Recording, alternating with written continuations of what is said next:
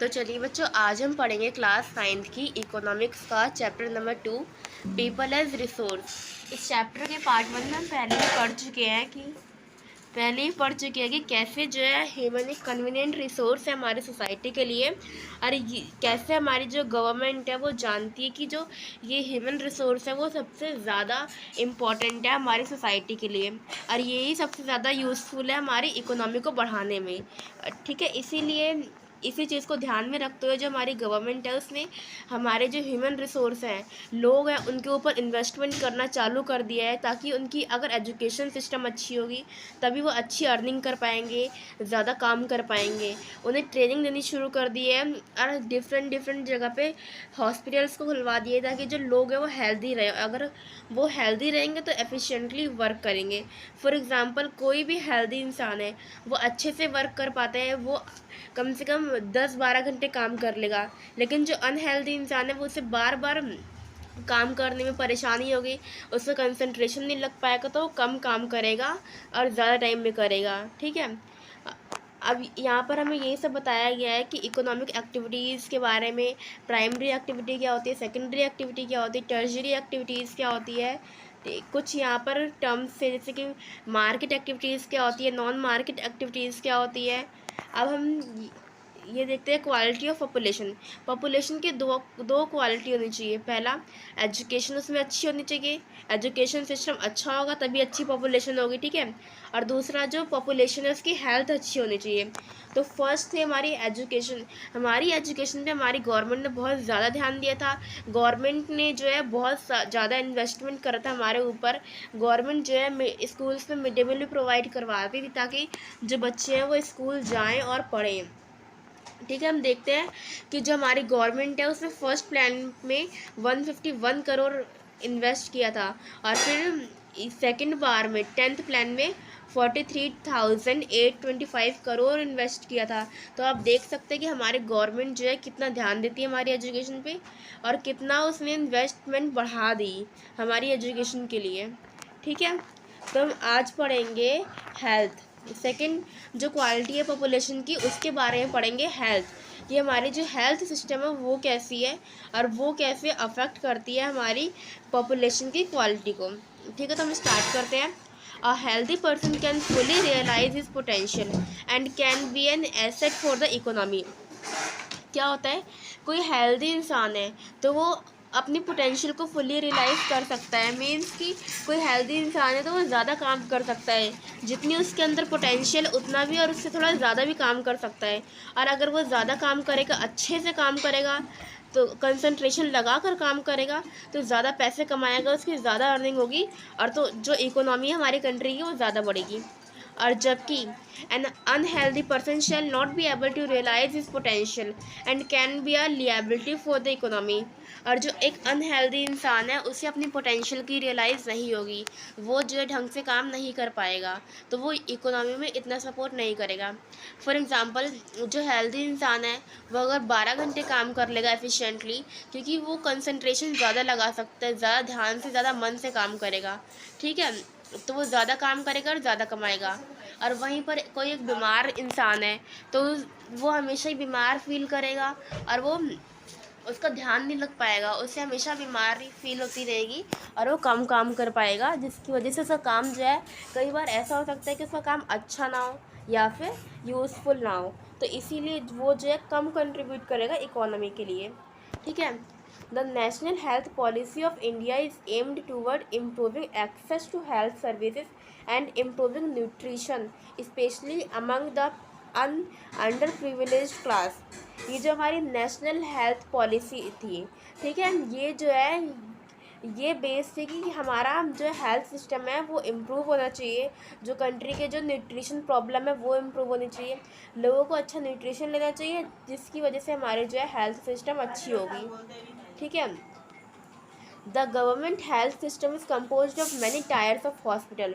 जो हमारी government health system है वो बहुत ही डिफरेंट लेवल के हॉस्पिटल से बनी है। The primary health centres are the bottom of this tiers and provide general medical care to rural people.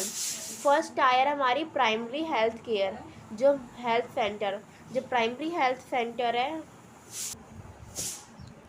जो प्राइमरी हेल्थ सेंटर्स है वो सबसे फर्स्ट स्टेप होता है हेल्थ सेंटर का। ये जो है हमारे जो रूरल एरियाज़ हैं उसमें मेडिकल फैसिलिटीज़ प्रोवाइड करवाते हैं। This is follow by community health centres in bigger tehsils और ब्लॉक लेवल्स टाउन्स।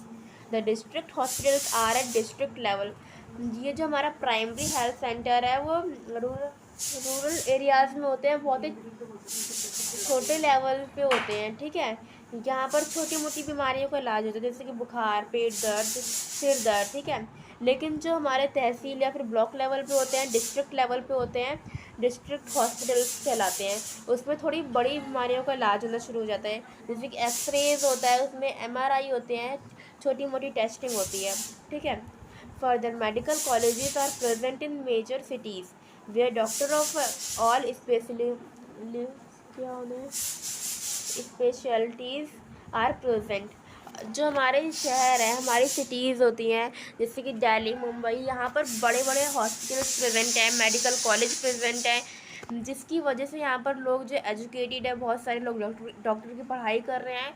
और यहाँ पर डिफरेंट बीमारी के लिए डिफरेंट डॉक्टर्स होते हैं जो कि एक ही बीमारी के लिए स्पेशल होते हैं। ठीक है, the reach of healthcare service is still too little, but reduction in infant mortality and improvement in life expectancy over the years have shown that the healthcare system has indeed helping in improving the quality of human resources।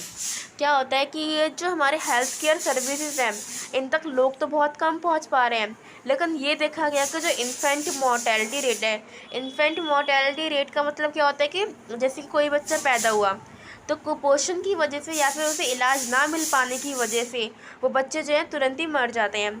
तो इस rate में, infant mortality rate में improvement हुई, बच्चे जो है मर नहीं रहे थे, बच्चे ज़िंदा रह रहे थे। ठीक है, तो इसी से हमें पता चला कि हमारी जो हेल्थ केयर है इंडिया की वो इम्प्रूव हो रही है। और जो हमारी अगर हेल्थ केयर इम्प्रूव होगी तो क्वालिटी जो है ह्यूमन रिसोर्स की वो भी इम्प्रूव हो रही थी।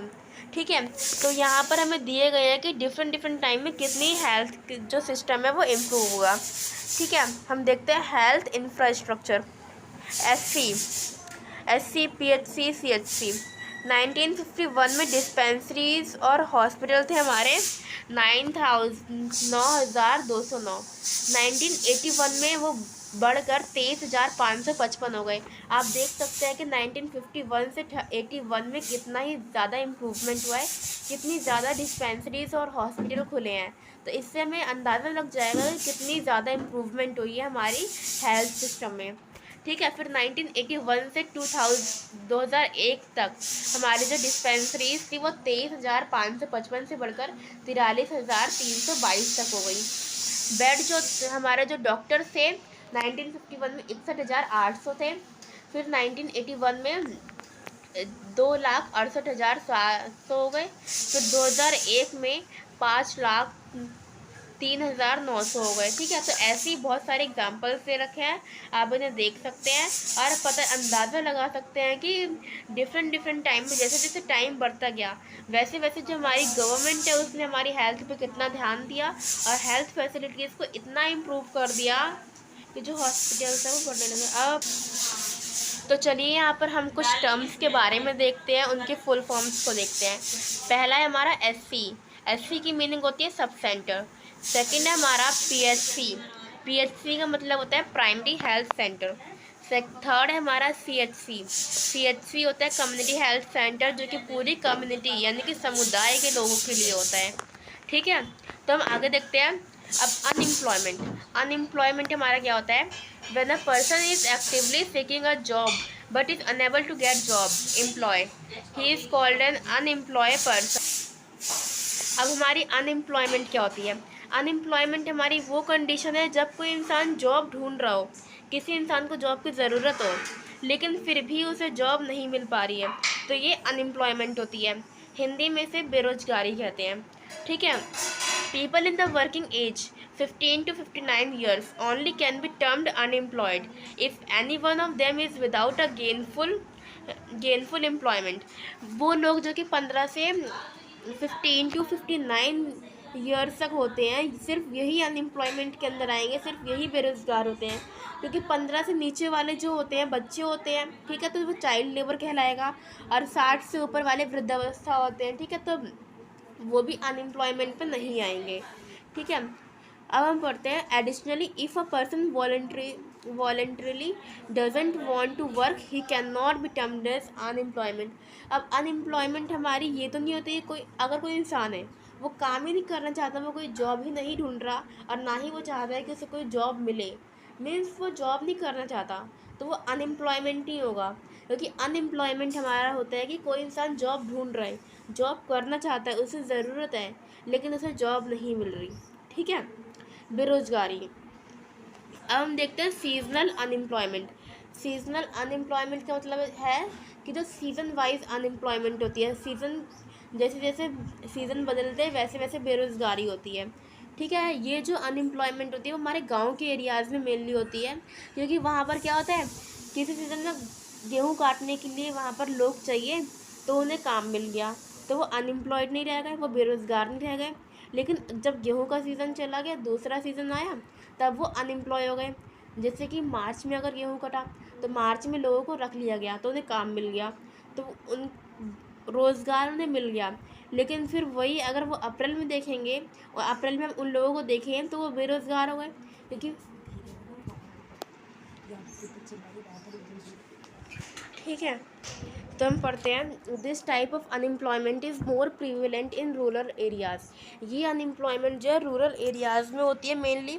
The farming cycle is season based. जो हमारी खेती का पैटर्न है वो सीज़न बेस्ड होता है। किसी एक सीज़न में कोई खेती होती है, किसी दूसरे में कोई खेती होती है। There are certain months which are quite busy for a farm worker. There are many other months when a farm worker is without a work. बहुत सारे महीने ऐसे होते हैं जब जो गांव के लोग हैं उनके पास काम होता है, और बहुत सारे ऐसे होते हैं जब उनके पास कोई काम नहीं होता, जैसे कि मैंने आपको बताया था गेहूं का एग्जांपल, ठीक है। अब हम देखते हैं हिडन अनएम्प्लॉयमेंट। हिडन अनएम्प्लॉयमेंट का मतलब होता है कि छिपी हुई बेरोज़गारी। अब इसका मतलब क्या है, कोई छोटी सी ज़मीन है जिस पर काम करना चाहिए था 5 लोगों को, लेकिन वहाँ पर एक ही फैमिली के 8 लोग काम कर रहे हैं, ठीक है। तो ये जो है हिडन अनएम्प्लॉयमेंट है, मतलब छिपी हुई बेरोज़गारी है कि परिवार एक है, उसमें 8 लोग काम कर रहे हैं, लेकिन 5 में ही वो काम हो जाता, तो 3 लोग जो है एक्स्ट्रा है, वो जो है कुछ कंट्रीब्यूट नहीं कर रहे प्रोडक्टिविटी में, उनकी वजह से कोई प्रोडक्टिविटी नहीं बढ़ रही। लेकिन हाँ, अगर वो 3 लोग कहीं और काम करेंगे तो वो ज़्यादा पैसे कमा सकते हैं, तो ये छिपी हुई बेरोज़गारी है, ठीक है। This type of unemployment is more prevalent in rural areas. ये जो अनएम्प्लॉयमेंट है वो गांव के जगह पे बहुत ज़्यादा होती है। To understand this let us take the example of a family with 8 working members. हम एक एग्जांपल लेते हैं, एक फैमिली है जिसमें 8 लोग हैं काम करने वाले। All of them are working on their farm. The size of the farm makes it possible to be efficiently manage by 5 persons only. The extra 3% are not contributing towards any growth in productivity. They are working because they have no long other gainful employment. Their potential could have given better result if utilized elsewhere. Similar situation can also be seen in some family-owned shops, where all the family members may be working in the same shop but not adding substantially to the output. क्या है, यहाँ पर हमने example देखा कि एक family है जिसमें 8 मेंबर्स हैं, ठीक है, लेकिन वो जो जगह है वो इतनी ही है कि उसमें 5 लोग आराम से काम कर लें और प्रोडक्टिविटी भी अच्छी हो जाएगी, ठीक है, फसल भी अच्छी हो जाएगी। लेकिन वहाँ पर फैमिली मेम्बर्स हैं तो वो 8 के 8 काम कर रहे हैं, ठीक है, तो वो 8 जो है काम तो कर रहे हैं, लेकिन वहाँ पर 5 की ज़रूरत है तो 3 एक्स्ट्रा हो गए, तो जो 3 है वो उन्हें कोई भी एम्प्लॉयमेंट में फ़ायदा नहीं मिल रहा है, वो एक तरह से हिडन एम्प्लॉयमेंट है, मतलब उन्हें पता तो नहीं चल रहा लेकिन फिर भी वो बेरोज़गार हैं। अगर हाँ, लेकिन अगर वो कहीं और काम करेंगे तो उन्हें ज़्यादा पैसे मिलेंगे।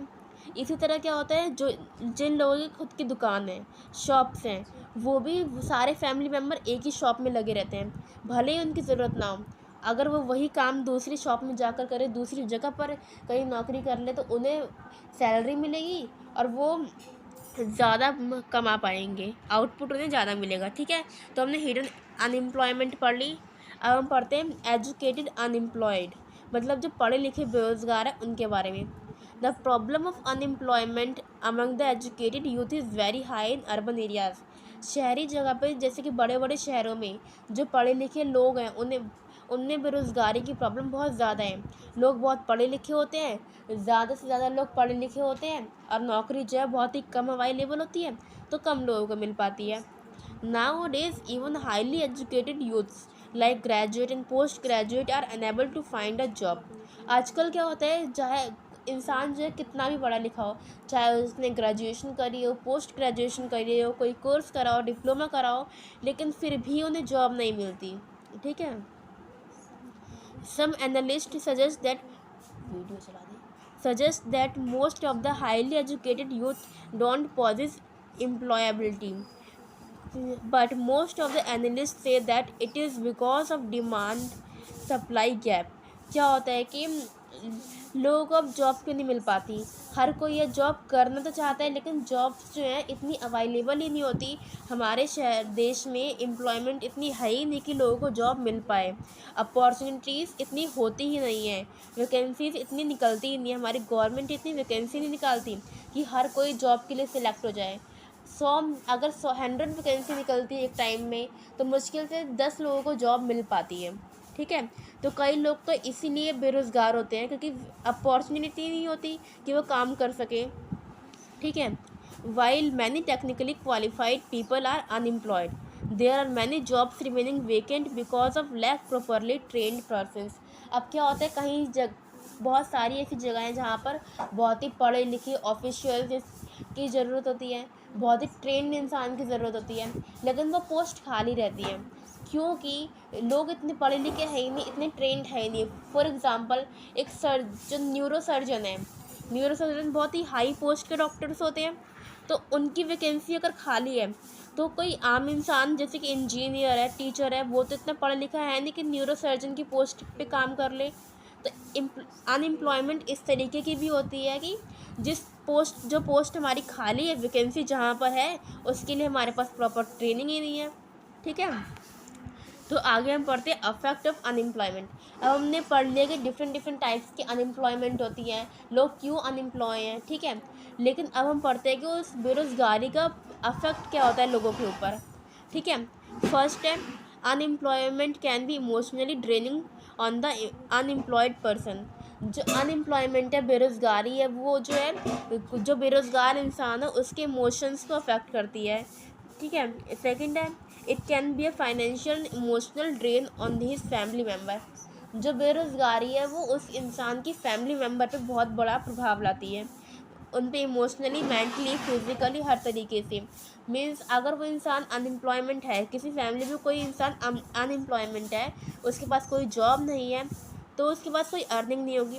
अगर उसके पास कोई अर्निंग नहीं होगी तो वो अपनी फैमिली के लिए प्रॉपर एजुकेशन, फूड, शेल्टर, ये सब प्रोवाइड ही नहीं करवा पाएगा, अफोर्ड नहीं कर पाएगा। ठीक है। तो उसकी फैमिली के लोगों को अपनी इच्छाएं मारनी पड़ेगी। तो ये जो है इसी तरीके से फैमिली के इमोशन पे अफेक्ट करती है। थर्ड ये कि अ large number of unemployed people is ultimately a liability for the society. जो बहुत सारे अनएम्प्लॉयमेंट लोग होते हैं, लोग उन्हें बहुत सारे ताने देते हैं, लोग उन्हें बोझ समझते हैं और इसीलिए वो और परेशान हो जाते हैं। फोर्थ है, high rate of unemployment can also increase the crime rate. अब क्या होता है, कोई इंसान खाली है तो वो क्राइम के बारे में सोचता है, उसके दिमाग में उल्टे सीधे ख्याल आते हैं। जैसे कि जो अनएम्प्लॉयमेंट बेरोज़गार लोग हैं, पैसे कमाने के लिए चोरियाँ करते हैं छोटी मोटी, तो चोरियों की वजह से क्राइम होते हैं हमारी कंट्री में। ठीक है। तो बेरोज़गारी की वजह से कई सारे क्राइम भी होते हैं। अब हम आते हैं unemployment scenario in different sectors in India. अब इंडिया के डिफरेंट सेक्टर्स में अनएम्प्लॉयमेंट के क्या क्या सिनेरियो हैं, हम इसके बारे में पढ़ते हैं। Agriculture is still the largest employer. Agriculture जो खेती है वो बहुत सारी एम्प्लॉयमेंट प्रोवाइड करवाती है। However, the percentage of people working in agriculture has declined in recent years। लेकिन आजकल क्या हुआ है, लोगों को लगने लगा है कि खेती में कोई फ़ायदा नहीं होता, तो वो गांव से शहर आने लगे हैं। ठीक है। तो आजकल हमारे जो गांव में काम करने की जो परसेंटेज है वो बहुत ही कम होने लगी है लोगों की। Due to the fact the agriculture is the largest employer. The problem of seasonal and hidden unemployment is quite high in India. इसी वजह से जो एग्रीकल्चर है उसे बहुत सारे लोगों की ज़रूरत है, लेकिन वहाँ पर कोई काम नहीं कर रहा, तो वहाँ पर भी लोगों के लिए अपॉर्चुनिटी होती है कि वो काम कर सकें। ठीक है। The secondary and tertiary sector have failed to generate employment in enough number which could absorb the surplus labour force. क्या होता है, आप सेकेंडरी और टर्जरी जो हमारे कंट्रीज़ है वो भी इतनी एम्प्लॉयमेंट प्रोवाइड नहीं करवा पाती कि इतने सारे लेबर्स को नौकरी दे दें। ठीक है, क्योंकि हमारी कंट्री में इतना बिजनेस सेटअप ही नहीं है कि वो इतने सारे लोगों को नौकरी प्रोवाइड करवा सके। ठीक है। In the secondary sector small sector is more labour intensive and hence provide employment to a large number of people. Secondary sector जो है बहुत सारे लोगों को एम्प्लॉयमेंट देता है। In recent years the IT sector has produced more. जब आजकल क्या है, जो IT सेक्टर हमारा या IT का फुल फॉर्म है इंफॉर्मेशन टेक्नोलॉजी, उसने भी बहुत सारे लोगों को अपॉर्चुनिटी प्रोवाइड तो करी है, लेकिन वो उन्हीं लोगों के लिए है जो कि टेक्निकली क्वालिफाइड पीपल हैं। तो इस पार्ट में हमने मेनली क्या पढ़ा कि हमारी कंट्री में कितनी ज़्यादा अनएम्प्लॉयमेंट है। लोग अगर चाहते हैं तो भी उन्हें जॉब नहीं मिलती, तो उनके अफेक्ट्स के बारे में पढ़े, कैसे कैसे लोग जो है अनएम्प्लॉयमेंट की वजह से परेशान हैं, कैसे हिडन अनएम्प्लॉयमेंट है, लोगों को पता ही नहीं चलता कि वो अनएम्प्लॉय हैं, वो काम करते जाते हैं लेकिन उन्हें पता ही नहीं चलता कि उनके काम का कोई फ़ायदा नहीं हो रहा है। ठीक है, तो ये चैप्टर यहीं पे ख़त्म होता है। तो आप इस चैप्टर को, जब आपके लिए मैं इस चैप्टर नंबर 3 की वीडियो बनाऊंगी, जब तक आप इस चैप्टर को पढ़ते रहिए और इसके नोट्स को रिवाइज करिए। Thanks for watching.